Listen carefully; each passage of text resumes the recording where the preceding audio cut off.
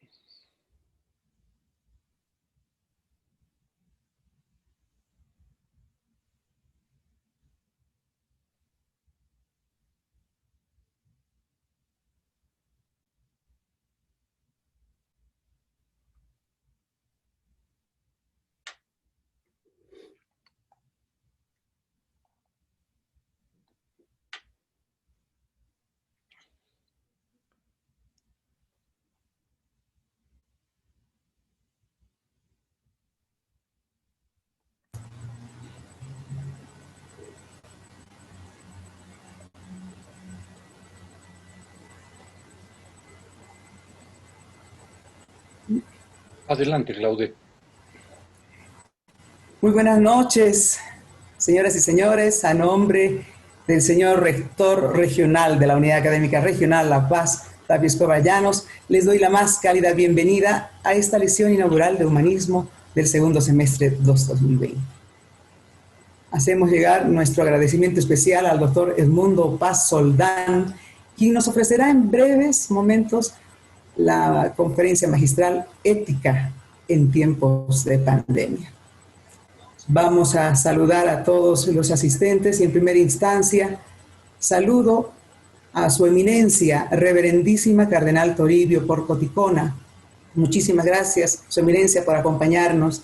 Saludo a las autoridades nacionales y regionales, académicas y administrativas, a los señores rectores regionales que nos están acompañando.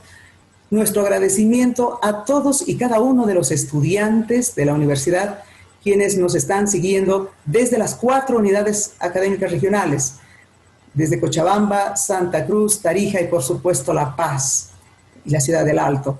A todos y cada uno de ustedes jóvenes, bienvenidos y gracias por su participación. Nuestro saludo y agradecimiento a los profesores, a todos nuestros profesores que con su esfuerzo han hecho posible que también los estudiantes nos estén acompañando. Muchísimas gracias por ello.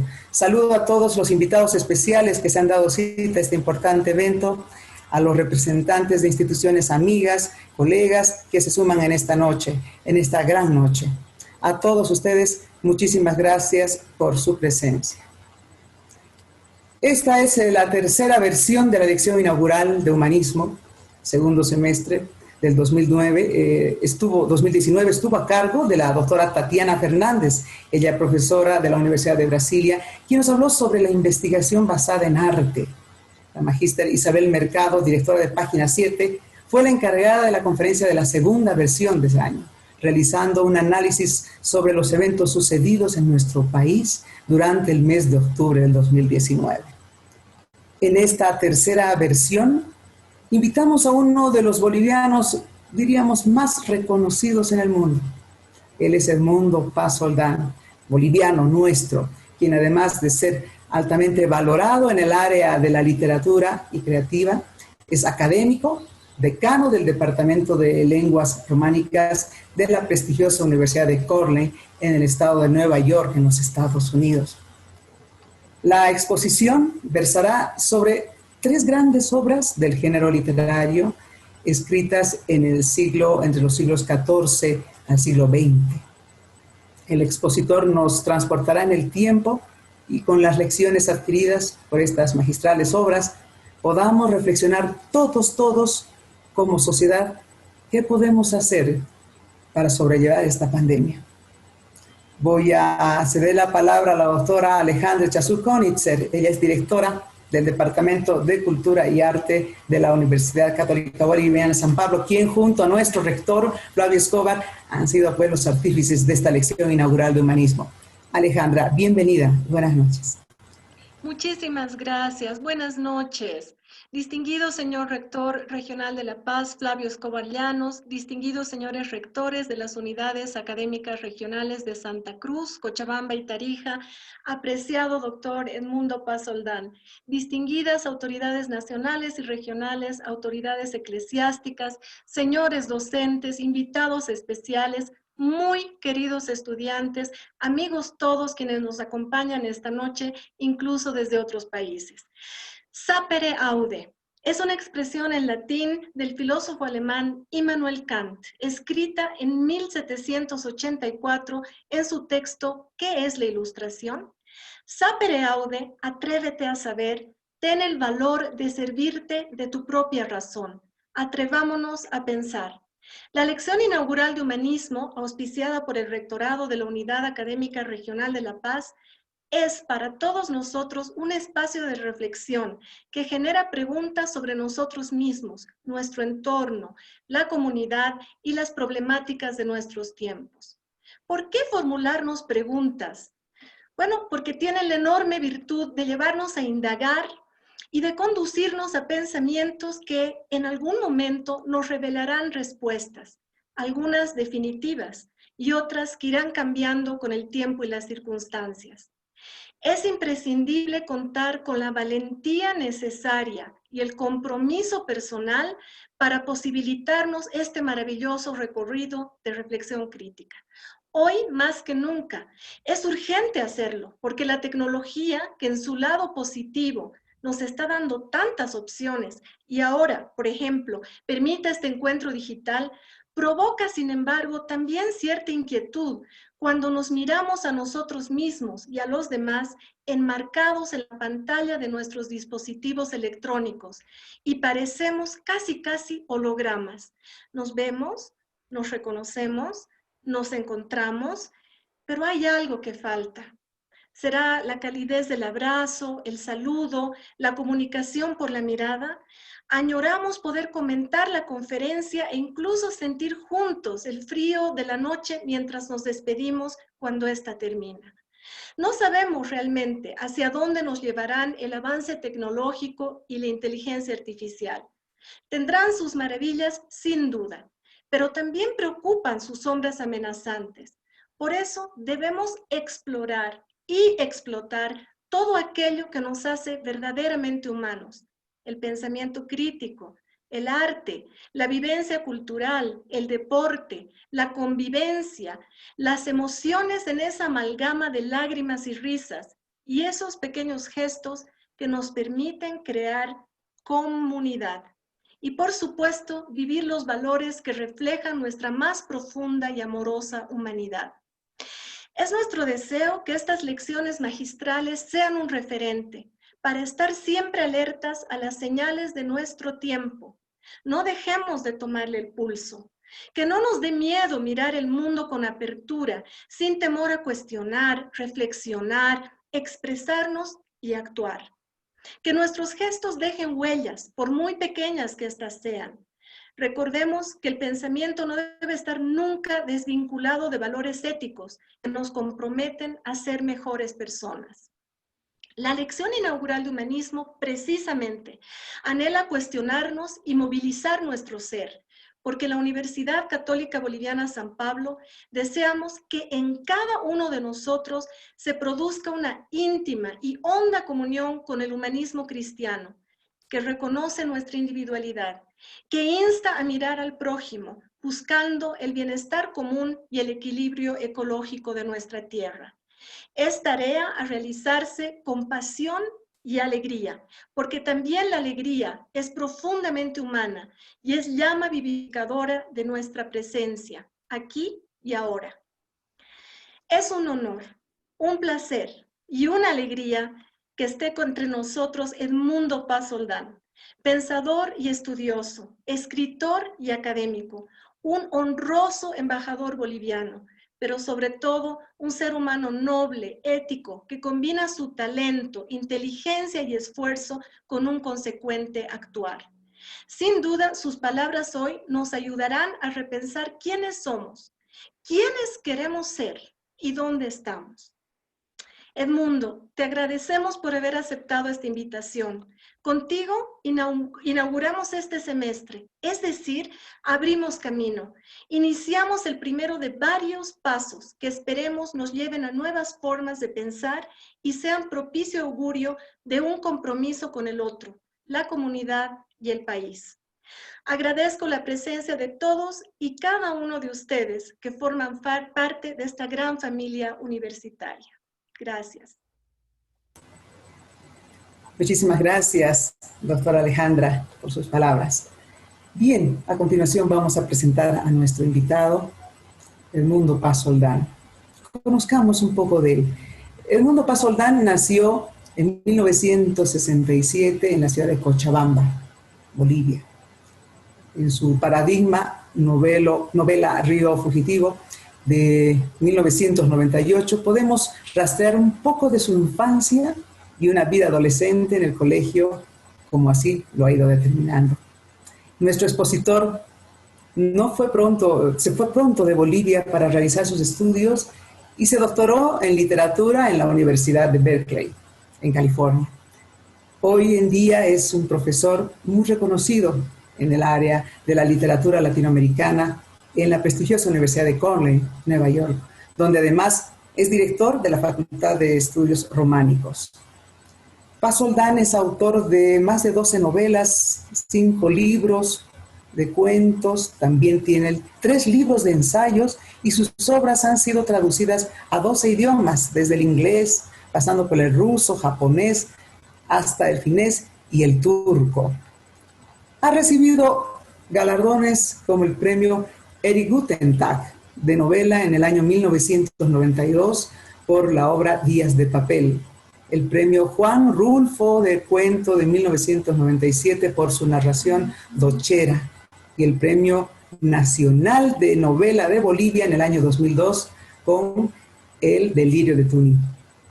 No solo es Paz Soldán un reconocido escritor y profesor, sino que ha demostrado grandiosa generosidad presentando libros y preparando antologías, y lo que deseamos destacar es la fuerza de sus diversas actividades, de escritor, de pensador, profesor y académico.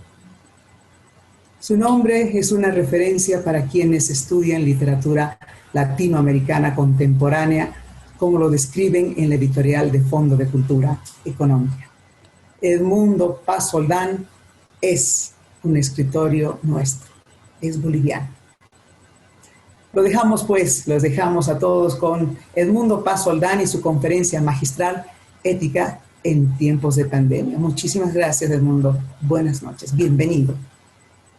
Buenas noches, muchísimas gracias Claudette, muchísimas gracias Alejandra, al rector Flavio por esta invitación tan especial para mí y a todo el equipo que está permitiendo esto, Yamil, Adriana, que han trabajado tanto para que esto ocurra. Bueno, como dijo Alejandra, y le agradezco por las palabras, yo debía haber estado en otra realidad alterna, debía haber estado hoy en La Paz con ustedes hablando y me hubiera encantado discutir en vivo estas cosas, en vivo y en directo, digo, pero bueno, por suerte la tecnología nos permite hacer este experimento.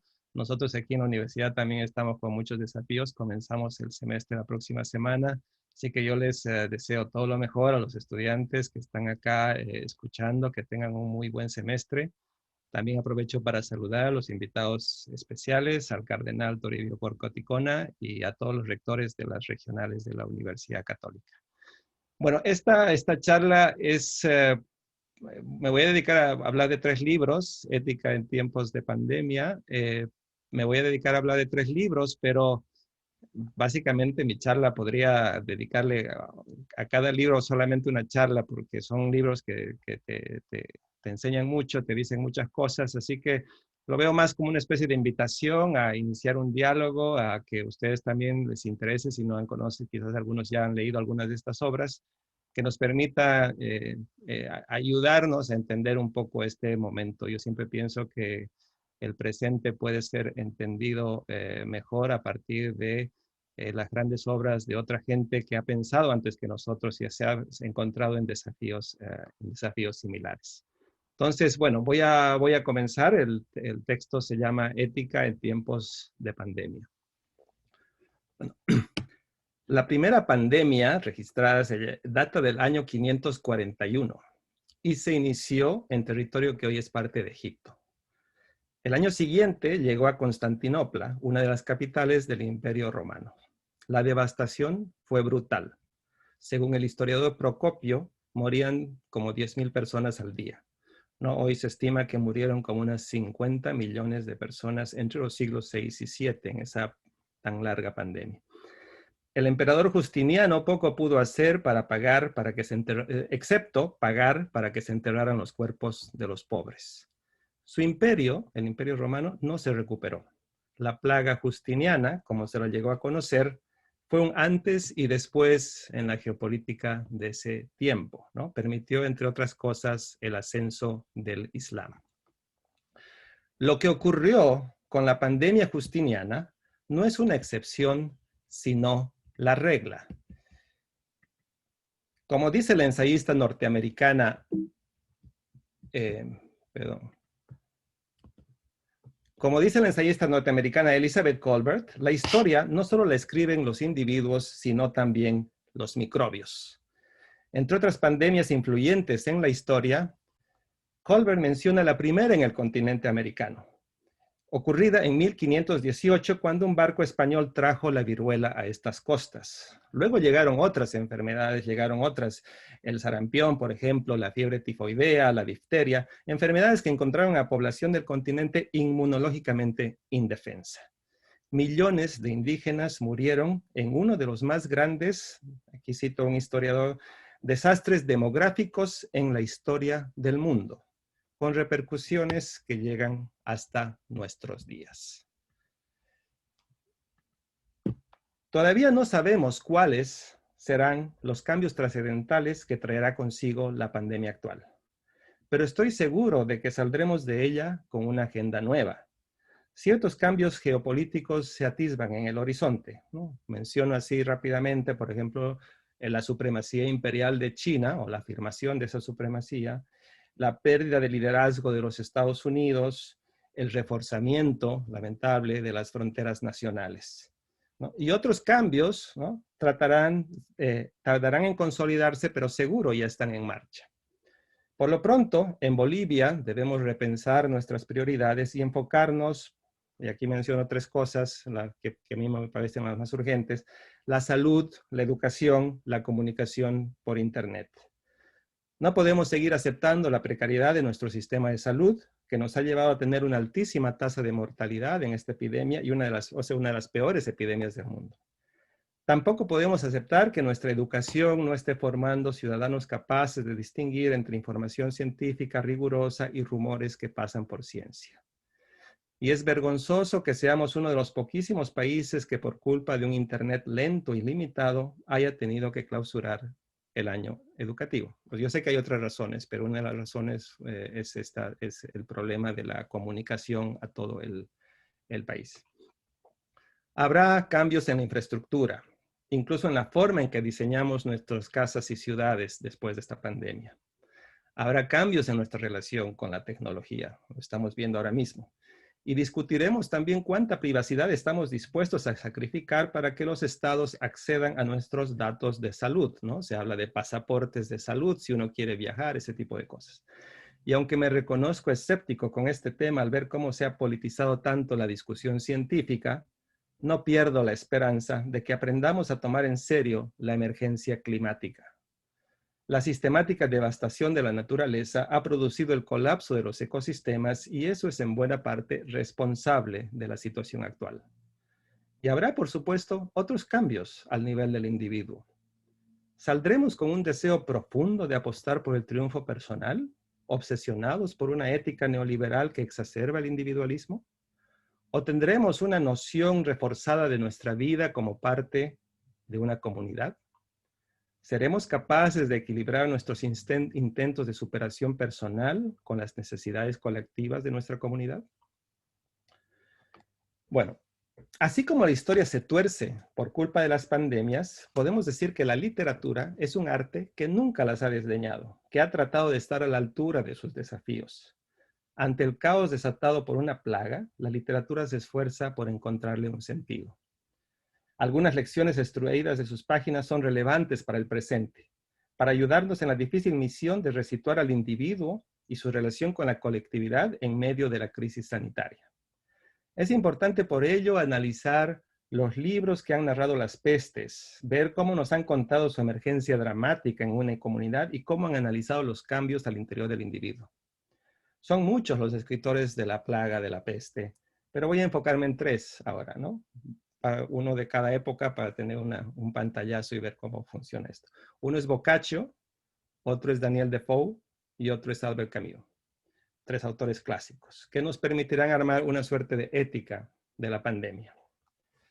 El primero es Boccaccio, ¿no? Boccaccio escribió el Decamerón entre 1349 y 1353, en medio de la terrible peste negra que asoló Europa. Él mismo perdió a sus padres y una hermana en la plaga. Según el crítico y escritor Giovanni Papini, las opciones que la Edad Media le ofrecía a Boccaccio eran escasas. Como cristiano, una opción era ayudar a los enfermos y a los agonizantes.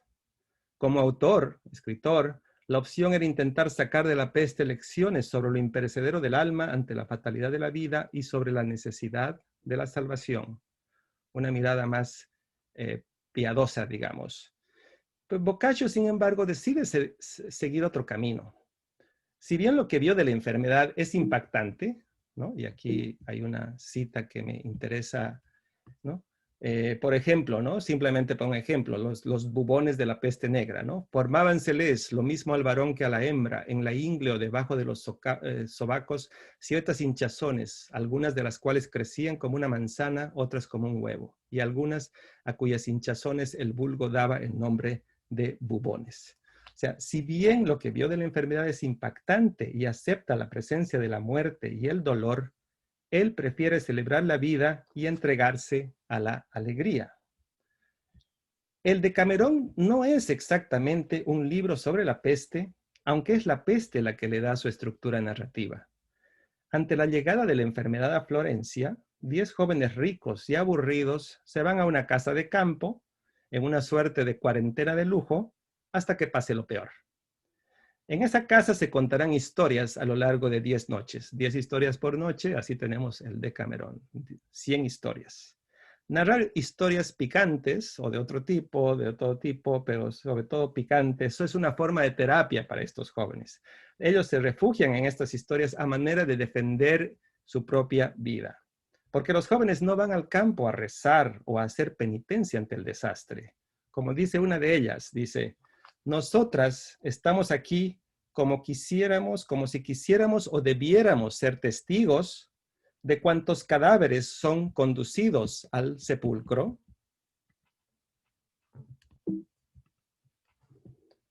Y no oímos otra cosa más que fulano ha muerto o sutano se está muriendo. Nosotras a nadie abandonamos, antes más bien podemos, en realidad, llamarnos abandonadas, pues los nuestros, o muriendo o huyendo de la muerte, nos han dejado solas. Por ello debemos darnos los goces, la alegría y el placer que pudiéramos sin faltar en acto alguno a las leyes de la razón. Es así como ya en su retiro en la campiña, los jóvenes ordenan a sus empleados que cuando salgan a la calle, no vuelvan trayendo de afuera ninguna noticia que no sea alegre. Se trata de no ver y de no saber. Si los encuentra la muerte, dice, no los vencerá, sino que los matará alegres. La lección de Boccaccio de entregarse a la vida es notable, pero debemos preguntarnos sobre qué o quiénes se funda, porque lo que hacen los jóvenes del Decamerón no lo podían hacer todos en esa época, y podemos decir tampoco hoy. ¿no? En tiempos feudales, los campesinos estaban atados a la tierra y al patrón y no podían disponer libremente de sus movimientos. La pandemia, sin embargo, desvió el curso de la historia y la cantidad de muertes provocada por la peste tuvo consecuencias inesperadas que prepararon el camino a la modernidad y a la sociedad capitalista. Como explica la historiadora italiana Silvia Federici en su libro Calibán y la Bruja, un libro que recomiendo y que tiene una edición boliviana, Calibán y la Bruja, tanta muerte hizo que llegara a haber más demanda que oferta de trabajadores en Europa. Y eso permitió que muchos campesinos rompieran su atadura con la tierra, se desplazaran a las ciudades y pudieran ofrecer sus servicios como hombres libres. La peste negra provocó un fuerte cambio social y una ruptura de normas que habían mantenido a grandes masas de trabajadores sujetas al capricho del patrón feudal. Pensando entonces en la estructura narrativa que sostiene al Decamerón y en lo que históricamente ocurrió después de la peste, hay que decir que el desafío no solamente consiste en enfrentarse a la pandemia sin miedo a la muerte, como hacen los personajes de Boccaccio, sino en ver cómo hacemos para encontrar maneras solidarias de enfrentar la pandemia. Es fácil celebrar la vida si no eres uno de esos trabajadores obligados a servir al patrón feudal en esa época, o en nuestro tiempo, no eres uno de esos trabajadores que tienen que salir a la calle a ganarse el pan. No podemos refugiarnos en nuestros privilegios y olvidar a todos aquellos que sostienen la sociedad hoy. Porque lo cierto es que tendemos a olvidarlos. Un montón de ejemplos extraídos de la historia que muestran que durante una peste son los sectores más desfavorecidos de la sociedad los que sufren más su impacto. Y sin embargo, pese a esos ejemplos, al principio de la crisis actual, los medios insistieron con que el virus era democrático y atacaba a todos por igual. Presidentes y sirvientes, actores famosos como Tom Hanks, empleados de supermercado. Por cierto, esto no es de ahora, ¿no? La danza de la muerte, una alegoría popular en la Edad Media,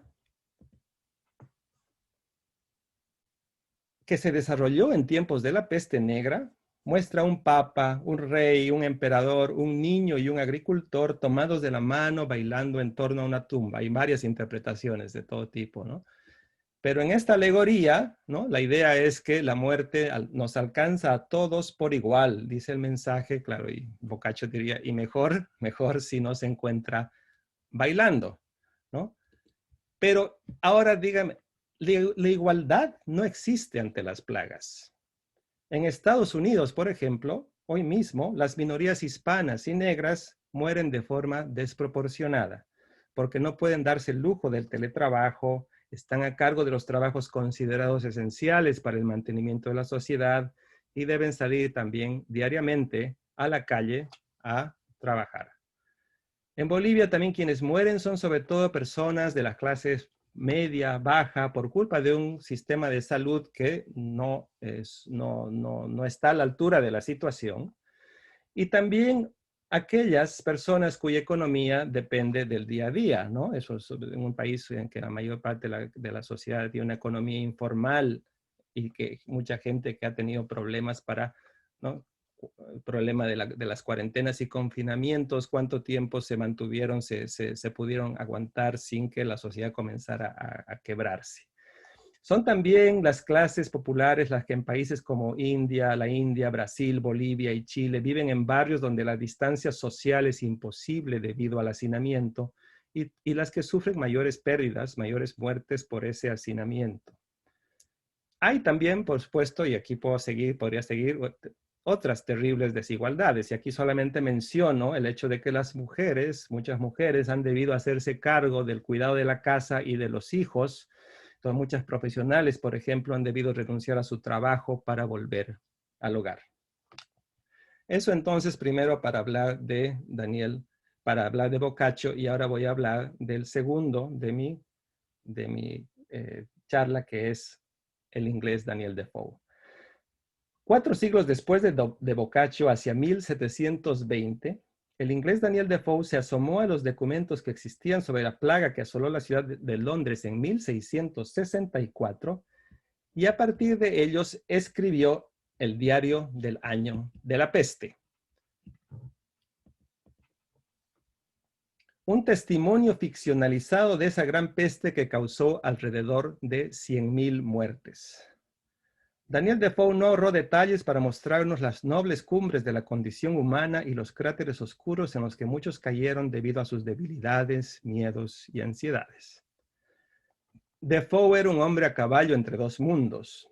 Anunciaba el periodo de la Ilustración con su fe en el progreso y la ciencia, pero no se despedía del todo de una explicación que remitía todo a la providencia. Y aquí cito, ¿no? La peste era un mal que tenía causas naturales y que se expandió por causas naturales, lo cual no significa que no fuera fruto de una decisión divina, pues place al Señor el actuar a través de causas naturales como instrumento corriente de su voluntad. La cosmovisión de Defoe procuraba integrar a la ciencia con la religión, subordinando una a la otra. A Defoe le preocupaban los saberes populares que circulaban en torno a la peste. El narrador del diario creía que los libros de astrología, los calendarios agrícolas habían influido para que la gente se volviera adicta a profecías y conjuros astrológicos, sueños y cuentos de viejas. Según Defoe, esto permitía que la gente viera en un fenómeno astronómico como el paso de un cometa la premonición de la llegada de la peste. El sociólogo alemán Max Weber explica que estos saberes populares son parte fundamental de una visión, entre comillas, encantada del mundo. Los truenos o sequías, digamos, no obedecerían a leyes científicas, sino al capricho de los dioses. El mismo Defoe no termina de abandonar una visión encantada del mundo y su narrador acepta que ver a un cometa también lo ha hecho a él, al menos por un tiempo, considerarlo a ese cometa como precursor y como advertencia de los juicios divinos. Pero apuntando a la llegada de una época en que la ciencia ocupará un lugar central y el mundo se habrá desencantado, en palabras de Weber, el narrador termina diciendo, ¿no? Yo no podía llevar estas cosas hasta los mismos extremos que los demás, sabiendo que los astrónomos asignan a estos fenómenos causas naturales. Otro tema que interesa a Defoe es nuestra falta de compasión con los enfermos. Están los contagiados que vagan por los campos, dice, ¿no? Avanzando sin rumbo, guiados solo por su desesperación, sin recibir ayuda alguna, hasta que desfallecientes y agotados, sin recibir ayuda alguna, pues en los pueblos y las casas del camino se negaban a alojarlos, estuvieran sanos o enfermos, perecían al borde de un camino o entraban en un pajar y morían allí, sin que nadie osara acercarse a auxiliarlos. Hemos visto en los medios un montón de casos de enfermos a los que se les ha querido echar de un pueblo estos meses. Hemos leído de médicos o enfermeros que han llegado a ayudar a una ciudad y se les ha dado la espalda porque se los veía como portadores del virus. Nos hemos enterado de pacientes y familiares a los que no se los quería recibir en los hospitales y de vecinos de cementerios que se negaban a que se enterraran en estos a los muertos por el virus. Atemorizados por la posibilidad de una infección, muchos han amenazado con quemar las casas de los infectados y les han pedido a las enfermeras y doctores que viven en su edificio que se muden de domicilio. A diferencia de Boccaccio, Defoe habla del miedo de su ausencia en la gente del pueblo. No se trata de personajes ociosos de la clase alta que se escapan para pasarla bien y negar el entorno, como en el Decamerón. El pueblo de Defoe va de un extremo a otro, hay momentos que es temeroso, otras veces se sume en un estado de desesperanza de la vida y de abandono de sí mismo, que lo lleva a gestos audaces. Así, cansada de cuarentenas y confinamientos, la gente sale a la calle y se reúne con amigos, porque como dice un ciudadano londinense, cree que da lo mismo. Cito, es seguro que moriremos todos, de modo que no tiene importancia saber quién está sano ni quién está enfermo. Defoe aconseja aceptar el miedo, pero también aconseja no dejarnos llevar por ni negar la muerte, ni socorro a los enfermos, ni negar la misma muerte. La cercanía de la muerte, dice Defoe, nos transmite una enseñanza fundamental. El conversar cerca con la muerte, estoy citando a Defoe, o con enfermedades que amenazan traerla, apartaría el rencor de nuestros corazones, eliminaría la inquina y nos haría ver las cosas con ojos diferentes. En esta pandemia hemos vivido el terror y nos hemos visto vulnerables. Hemos sentido la cercanía de la muerte y todos tenemos amigos, conocidos y familiares a los que el virus se ha llevado consigo. Debemos aceptar esa fragilidad, dice Defoe. Vivimos siempre cerca de la muerte, solo que hemos aprendido a esconderla y negarla. La pandemia no nos permite esas opciones. El impacto de la epidemia en Londres fue brutal y tuvo repercusiones importantes, ¿no? Hubo avances higiénicos, por ejemplo, la costumbre de usar jabón para lavarse el cuerpo. Los científicos, los historiadores dicen que viene de esa época. La costumbre de no irse a dormir con la ropa usada durante el día. Hasta ese entonces no había la idea de cambiarse para irse a dormir. Dormía la gente con la misma ropa. También se aceptó una mayor presencia de las mujeres en la medicina doméstica, ¿no? Las mujeres estaban reguladas, no podían ser doctoras profesionalmente, no podían ser parte de profesiones reguladas. Pero el trabajo de las mujeres fue muy importante en esa pandemia, ayudando en cuestiones de vida o muerte, en casas, etcétera, etcétera. Y también hubo un renacimiento de las artes y las ciencias, ¿no? Porque una pandemia te obliga a repensar muchas cosas, ¿no? Y aquí cuento una anécdota, quizás la más conocida de esa pandemia. La Universidad de Cambridge, ¿no? en 1665 tuvo que cerrar. Y un joven de 23 años llamado Isaac Newton debió regresar a su hogar en Woolsthorpe, donde durante los 2 años que duró su confinamiento, hasta que se volviera a abrir la universidad, estableció los fundamentos de la ley de la gravedad y también los fundamentos del cálculo diferencial, que son la base de la ciencia moderna, ¿no? O sea que cada vez que piensan en la manzana que se cae en la cabeza de alguien o hacen cuestiones de cálculo, estamos pensando que nos remitimos a ese momento fundacional de esta pandemia en 1665. En cuanto a las preocupaciones de Defoe en torno a los saberes populares, estos, por supuesto, no desaparecieron. Los saberes populares son importantes, siguen siendo importantes. Pero también hubo mucha literatura científica sobre la peste a partir de esa crisis, a partir de esta pandemia, y un debate público, esta epidemia, perdón, sobre el tema un debate público que la monarquía no pudo censurar. Y eso también es importante mencionar porque en ese entonces las discusiones científicas estaban más restringidas a cenáculos académicos y esa plaga permitió que esa discusión científica saliera más a las calles. Todo eso llevó a crear lo que hoy conocemos como información pública. Ponerse un barbijo, sana distancia de unos cuantos metros, todo ese tipo de información pública que recibimos, en ese entonces no era algo común que tuviera así como que fuera de saber común. Bajo el supuesto de que un público más informado podía lidiar mejor con una plaga y no podía depender de libros de astrología o de supersticiones.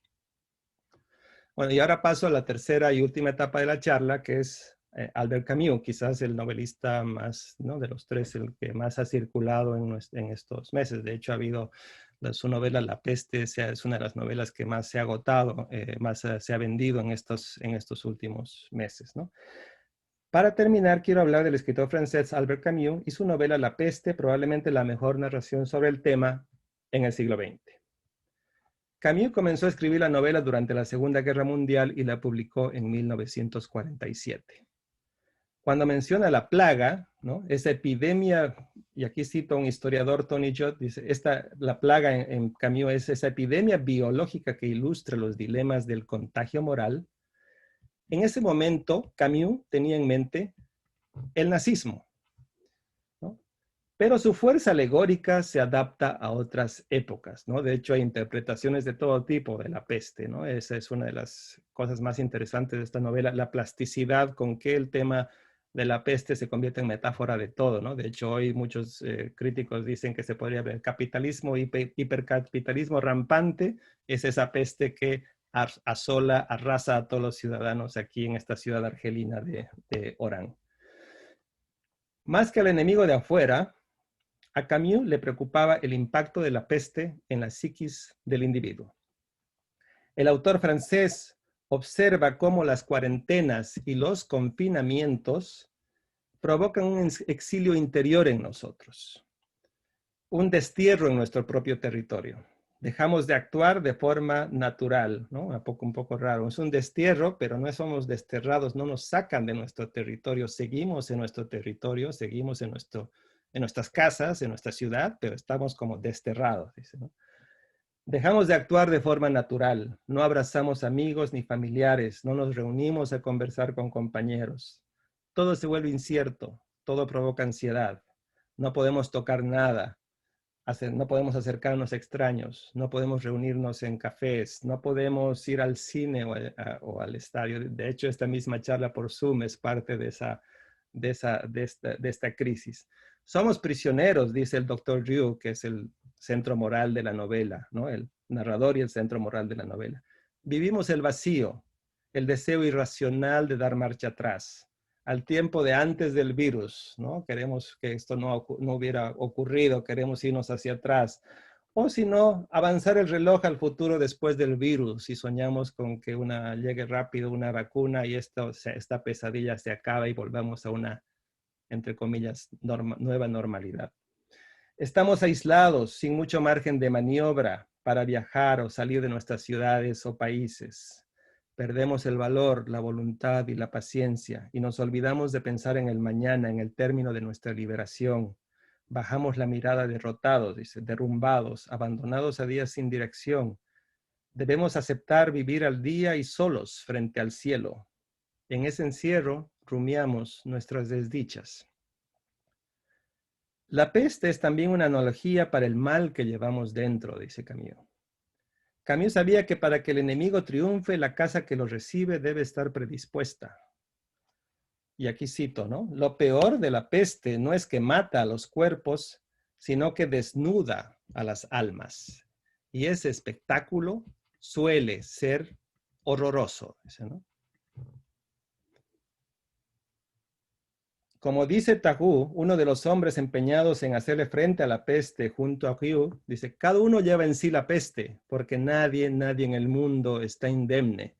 Y hay que vigilarse sin cesar para no ser llevado en un minuto de distracción a respirar en la cara de otro y pegarle la infección. El mal que proviene del exterior no es menos peligroso que el que nos hacemos nosotros mismos cuando dejamos que la peste nos domine.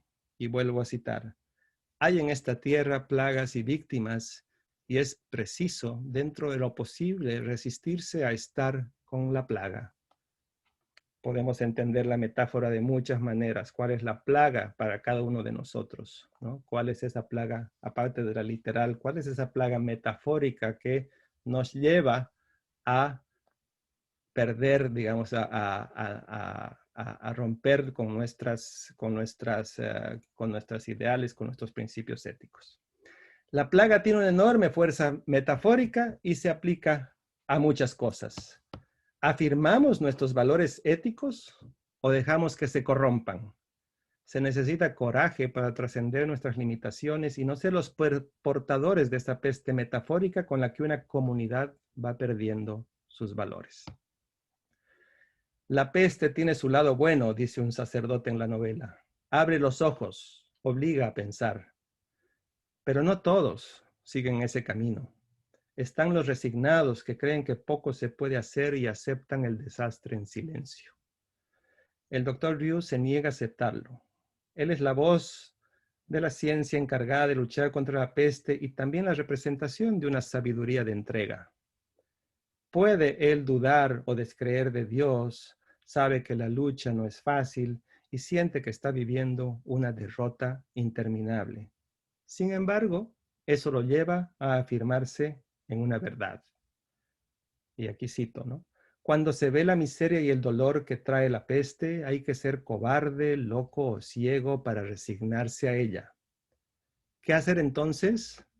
Esa es la pregunta. Y la respuesta es seguir en la pelea. Y cito, todo el problema reside en impedir al mayor número posible de hombres morir y conocer la separación definitiva. Así, el Dr. Ryu ayudará a los enfermos y también al compañero que está enfrascado en crear un suero capaz de detener la plaga. Se puede vencer a la peste. De hecho, eso es lo que ocurre en la novela. Pero se trata de un vano consuelo. El Dr. Ryu sabe que cualquier triunfo es frágil, pues el microbio de la peste no muere ni desaparece nunca. Puede permanecer adormecido durante años en los muebles y la ropa, y quizás llegue un día en que, para desdicha y enseñanza de los hombres, la peste despierte sus ratas y las envíe a morir a una ciudad alegre. Y ahí termino esa cita. Ante su reaparición no quedará más que volver a la lucha, porque el sufrimiento que trae la peste no permite que nos resignemos a vivir con ella. Camus, al igual que Boccaccio y Defoe, está pensando en la relación del individuo con la comunidad, con su comunidad. La peste explicita la fragilidad de la condición humana. Esa fragilidad está presente en cada minuto de nuestras vidas, solo que hemos aprendido a vivir como si no estuviera todo el tiempo junto a nosotros. De pronto, sin embargo, una pandemia nos desnuda y nos hallamos a un latido de la muerte. En una situación así, es fundamental sentirnos parte de una comunidad, compartir responsabilidades y no dejar que el riesgo sea solo para los que están en el escalón más bajo de la sociedad, ni que las labores de cuidado de niños, de ancianos, de enfermos, sean solo para las mujeres. La pandemia debe hacernos preguntar cómo hacemos para frenar los excesos más salvajes del modelo neoliberal y crear una sociedad más justa e igualitaria. Si una crisis de esta magnitud no nos lleva a replantearnos la redistribución de riquezas y valores o nuestra relación con los ecosistemas, será muy difícil que otra cosa lo haga. Me quedan un par de párrafos. Cada uno de estos autores también pensaba en la relación del individuo con valores trascendentes. Boccaccio desconfiaba de la iglesia, pero no de la fe religiosa, que lo llevaba a creer que la peste se debía a la justa ira de Dios. Defoe, por su parte, no veía incompatible la explicación racional de lo que ocurría con la fe absoluta de la previdencia. Estaba la ciencia, pero más arriba estaba Dios. Camus, como buen existencialista, sostenía que lo absurdo del mundo hacía imposible la noción de un Dios, pero eso no lo llevaba a la desesperanza, sino más bien a luchar con todas sus fuerzas contra la enfermedad. Con sus diferencias, en los tres autores surge una visión del individuo como alguien que acepta la muerte como parte fundamental de la condición humana. Aceptarla no debe volvernos temerosos, debe llevarnos a ser más solidarios con los demás miembros de la comunidad. Si esos valores nos acompañan en medio de la crisis, quizás también nos puedan ayudar a pensar en un mejor futuro. Una vez que pase todo esto, debemos volcarnos a construir un mundo más pleno a partir de esas lecciones. Muchas gracias. Bien, muchísimas gracias a nuestro expositor.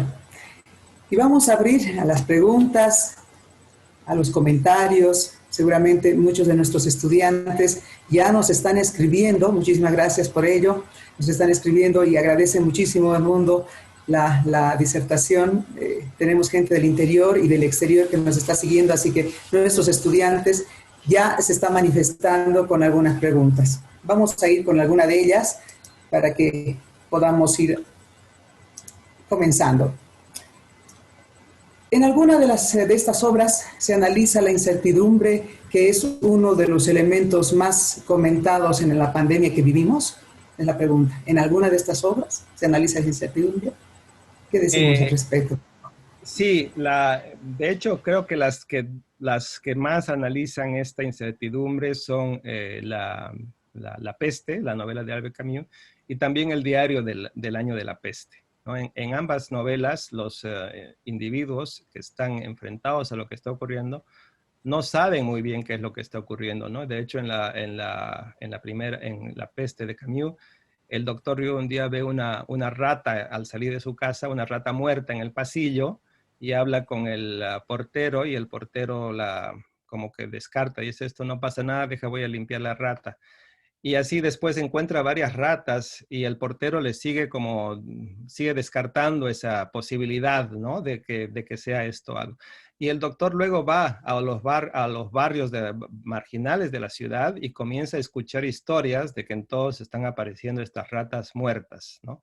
Entonces, él sospecha que algo está pasando, pero no hay tampoco en la ciudad un equipo de rastrillaje, los organismos sanitarios o sea, no, digamos que tardan en reaccionar y hay todo un largo periodo de incertidumbre ante lo que está ocurriendo.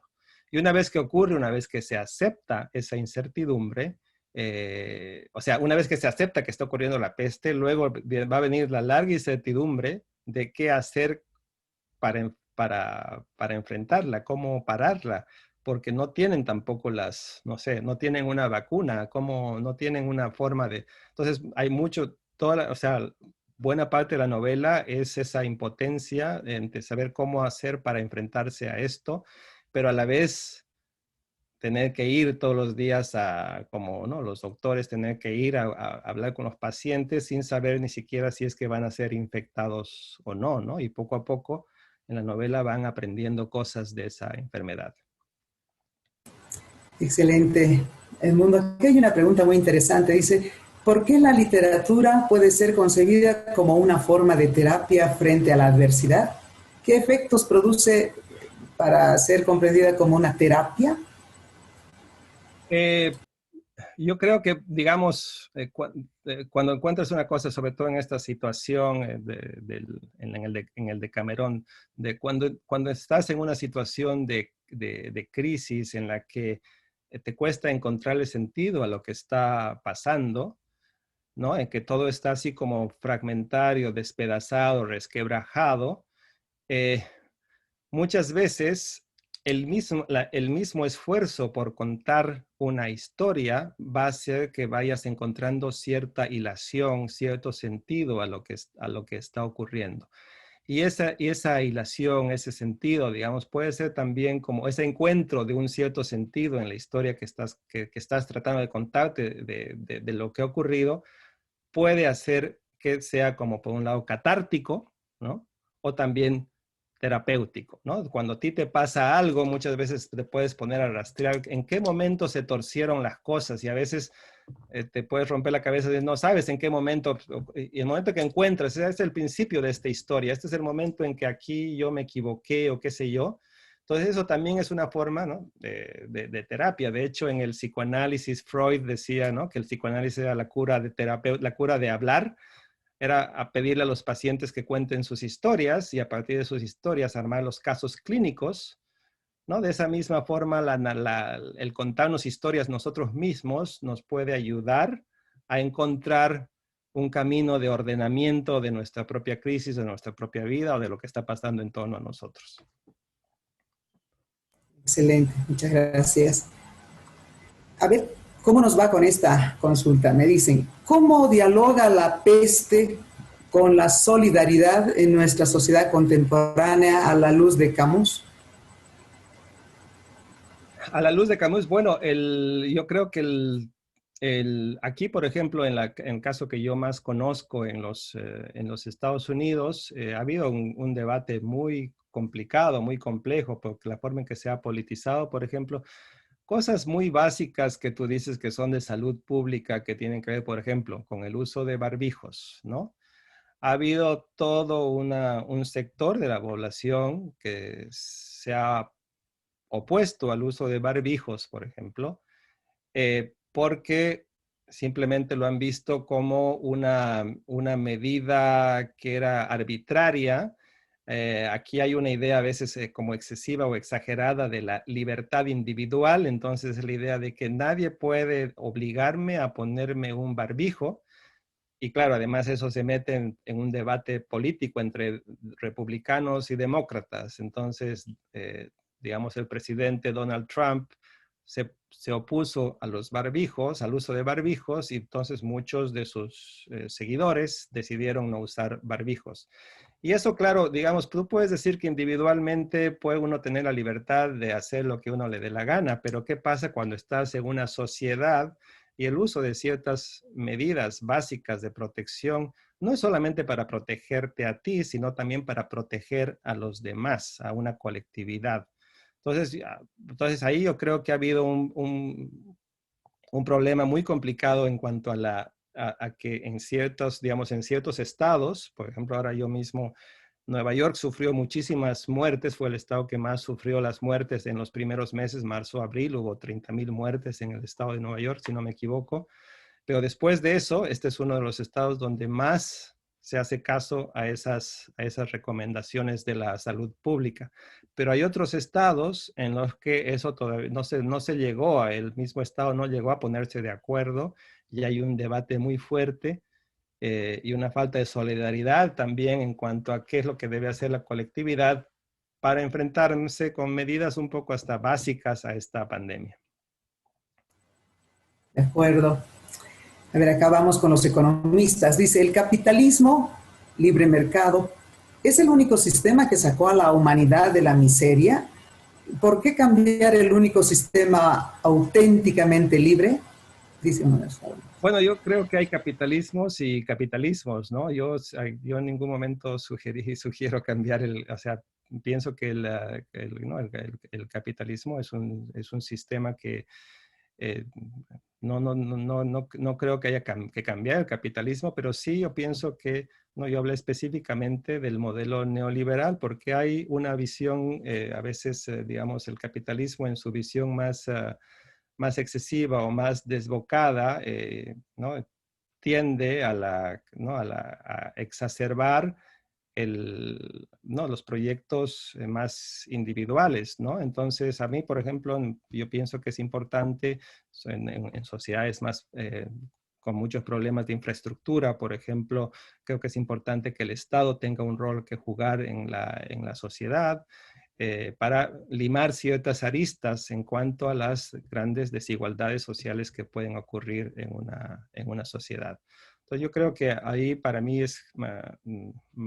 pienso siempre que hay capitalismos y capitalismos y que hay que buscar, una sociedad tiene que buscar un modelo humano y solidario de capitalismo que permita que digamos, el libre juego individual del que yo hablaba esté también en sintonía o en diálogo con otro tipo de proyectos que hagan pensar que somos de verdad una colectividad y no solamente una reunión de gente que está dispuesta a buscar todo para sus propios beneficios. Bien, muchas gracias. Nos dicen, ¿podría hacer una retrospectiva sobre la duración de las pandemias en las que tuvo la oportunidad de desarrollar hoy su disertación? Nos dice. Una retrospectiva sobre la duración de las pandemias. Bueno, digamos, la pandemia justiniana duró 2 siglos. La peste negra, si tú vienes desde el primer brote hasta el último brote, fueron como casi 4 siglos que duraba la peste negra en Europa, ¿no? Desde el siglo XIV hasta el siglo XVII, XVIII. Pero claro, no fueron tiempos, no fueron momentos continuados, no fue una cosa continuada, fueron momentos, explosiones, años en los que estaba muy presente la peste y luego desaparecía, se controlaba, luego apareció otra explosión en otro lado, ¿no? Se tardó muchos años, muchos siglos en descubrir incluso qué era lo que provocaba la peste negra, ¿no? Entonces, y la de Camus, bueno, la de Camus es quizás la más corta, la de la peste, la novela es una peste que tarda, se soluciona en unos cuantos meses, creo, no sé si llega ni siquiera a un año, ¿no? Es una peste en la que incluso el cambio del clima hace que el virus vaya desapareciendo justo cuando también aparecen como soluciones terapéuticas como este suero que encuentran los doctores para enfrentarse a la peste. O sea que hay pandemias de todo tipo de duración. De acuerdo, sí. Acá decimos, nos hacen referencia, en la obra de Boccaccio, trata de enfocarse en la celebración de la vida para Defoe. Las predicciones astrales funcionaron como un placebo para las masas. ¿Juegan las redes como una forma de oráculo en la actual pandemia? ¿Un oráculo que cruza información y la verdad? Bueno, es un debate interesante, ¿no? Porque hoy el gran problema que tenemos hoy es que sobre todo en cuestiones de la información pública, de lo que había hablado antes de Paul, el tema de la información pública, hoy, ¿no? Hace poco leí una encuesta que veía que la mayor parte de la población hoy recibe su información científica a través de las redes y no necesariamente a través, no sé, de sitios más rigurosos o más contrastados. Entonces eso hace que en las redes, como hay mucha desinformación, muchas veces uno hace caso a lo que te aparece más y no necesariamente a lo que es más correcto. Entonces, de pronto, en las redes se puede poner de moda por X o Z motivo. En un momento, hace 4 meses, me acuerdo que era la ivermectina, la gran solución, antiparasitario. O después fue también el dióxido de cloro o también la hidroxicloroquina como posibles soluciones ¿no? para esta pandemia, ¿no? Entonces, muchas de estas, o sea, estas respuestas no tenían estudios, digamos, científicos. Había estudios científicos, pero no lo suficientemente consistentes como para que un doctor te dijera, esto es el camino a seguir. Y creo que en esa desesperación, ¿no? La gente va creando un saber popular que dice, bueno, si no sé qué me puede salvar en este momento, puedo recurrir al saber ancestral, a la medicina popular, a medicinas de una comunidad, o también puedo recurrir a estas cosas de las redes, de Facebook o de Twitter y qué sé yo, y así de pronto, ¿no? De pronto, la misma repetición hace que una de estas cosas se ponga de moda y se convierte en una solución, pese a que es todavía muy cuestionada por los médicos. Así que sin duda sí, las redes se convierten hoy en una suerte de oráculo, como dice la pregunta, en cuanto a uno de los lugares donde vamos ¿no? Te duele algo en la cabeza y no vas al médico, sino haces una búsqueda en Google y a veces te automedicas, ¿no? Y así un poco en una pandemia eso se ha magnificado, ese tipo de soluciones. Bien, muchísimas gracias, Edmundo. Son muchas las preguntas, las consultas y los comentarios que realmente han inundado nuestro chat, así que ya llegamos casi al final y por ello agradecerte sin duda alguna toda esta brillante exposición. Voy a dar paso al señor rector regional de la Unidad Académica Regional La Paz, Flavio Escobar Llanos. Señor rector regional, bienvenido y muchas gracias.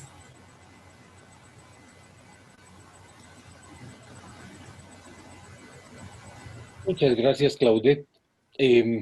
Para mí es un honor dirigirme a esta audiencia en representación del rector nacional, nuestro rector Marco Antonio Fernández Calderón, que a propósito hoy día está de cumpleaños, está trabajando en la Comisión Económica, en la Junta Directiva, y me ha pedido que lo disculpe por ese motivo. Le mando un abrazo por su cumpleaños en nombre de todos ustedes. Me dirijo a la comunidad universitaria inaugurando el semestre 2020 y esta lección de humanismo está dirigida sobre todo a los estudiantes, a los jóvenes que han querido confiar en la universidad para poder continuar el trabajo que estamos desarrollando, y también está dirigida a nuestros docentes. Nuestros docentes, diría yo, son la primera línea de trabajo que tenemos dentro de la universidad. Saludo de manera especial al cardenal Toribio Porco Ticona y a todas las autoridades que nos acompañan, a las autoridades nacionales, a mis colegas rectores regionales de todas las unidades, a los decanos, directores y a toda la gente que nos acompaña en esta oportunidad. Quiero compartir con ustedes unas breves palabras. Esta cuarentena a mí me ha permitido, entre otras cosas, hacer un curso en Coursera, esta plataforma maravillosa para poder mejorar las habilidades que uno tiene con la Universidad de los Andes. Y me ha tocado estudiar el universo de Macondo y estudiar la obra de Gabriel García Márquez. Y obviamente me ha obligado a releer 100 años de soledad. Y en esto tengo una primera reflexión a propósito de lo que comentaba Edmundo. ¿Qué hubiera pasado si Gabriel García Márquez hubiera conocido a Steve Jobs y no hubiera conocido a Samuel Samurai, que era el dueño de la bananera? Esta es una pregunta que la dejo porque el capitalismo tiene esas dos facetas. Y el otro aspecto que a mí me parece importante de la reflexión de la literatura en torno al humanismo y en torno a la realidad, la historia de 100 años de soledad y la historia de los Buendía, cuando se va la empresa bananera de Macondo, empieza la lluvia. Y Fernanda del Carpio, esposa de Aureliano II, le dice: Aureliano, la casa se está cayendo. Y Aureliano le contesta: la arreglaremos cuando escampe. Luego le dice: los animales no se están reproduciendo. No te preocupes, haremos esto cuando escampe. Fernanda le insiste y le dice: Aureliano, no hay comida. Y ya la tendremos cuando escampe. Y ustedes, los que han leído 100 años de soledad, se acordarán, esta lluvia duró 4 años, 11 meses y 2 días. Y Macondo se destruyó, porque todos esperaron a que escampe. Y con esta pandemia, a mí me parece que es lo mismo. Cuando pase la pandemia, cuando pase la cuarentena, estamos 162 días como más de 4 cuarentenas. Y por eso es que el mensaje que yo les doy es que no debemos esperar. Ahora es cuando tenemos que actuar. Ahora es cuando tenemos que trabajar. Es aquí y es ahora. No es cuando escampe. No es cuando pase la pandemia. Y por eso quiero felicitar a nuestros estudiantes porque han entendido el mensaje de nuestra universidad, que la educación es la respuesta para esta crisis. Y siguen estudiando y siguen trabajando. Han entendido perfectamente el mensaje. Les agradecemos por la confianza y por entender que tenemos que trabajar ahora mismo. Con esto, yo simplemente quiero decirles que doy por inaugurado el segundo semestre del año 2020 de la Universidad Católica Boliviana y un agradecimiento especial a Edmundo. Ha sido una charla realmente extraordinaria. Va a estar compartida tanto a nivel de Facebook, YouTube, para que podamos volver a evaluarla, para que podamos volver a leerla y revisar toda la riqueza que nos ha dado. También un agradecimiento a la doctora Alejandra Echazú y a todo el equipo que ha trabajado para poder haber llegado a este momento. Muchísimas gracias. Buenas noches. Muchísimas gracias, señor rector regional, por sus palabras. Y con ello, antes de despedirnos, vamos a pedir a todos nuestros estudiantes que por favor enciendan sus cámaras los queremos ver a todos. Vamos a tomarnos una fotografía, una foto de este gran momento académico que hemos tenido ahora, hoy, en este día 27 de agosto, donde hemos llevado a cabo nuestra lección inaugural de Humanismo, Ética en tiempos de pandemia. Así que pedimos a todos los jóvenes. Muy bien, dejamos de compartir pantalla. Ahora sí, nos vamos a tomar la fotografía, por favor. Sí, muy bien. Compartir, exacto. Ya no compartimos pantalla. Bien, ahora sí la fotografía.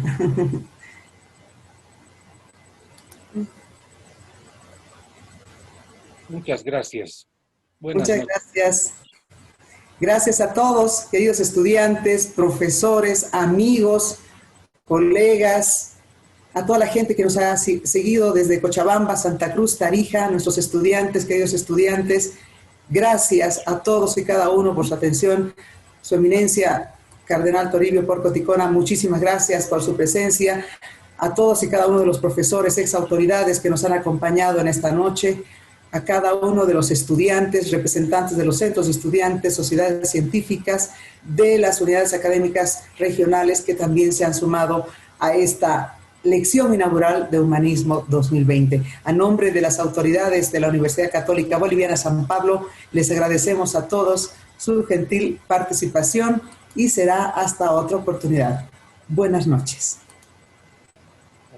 Buenas noches. Buenas noches. Buenas noches, Edmundo. Muchas gracias. Hasta otra oportunidad. Gracias. Buenas Edmundo. noches. Gracias, Ale. Gracias, Flavio. Gracias. Gracias, Alejandra, Flavio, Claudette, Adriana, Yamil, todos. Gracias.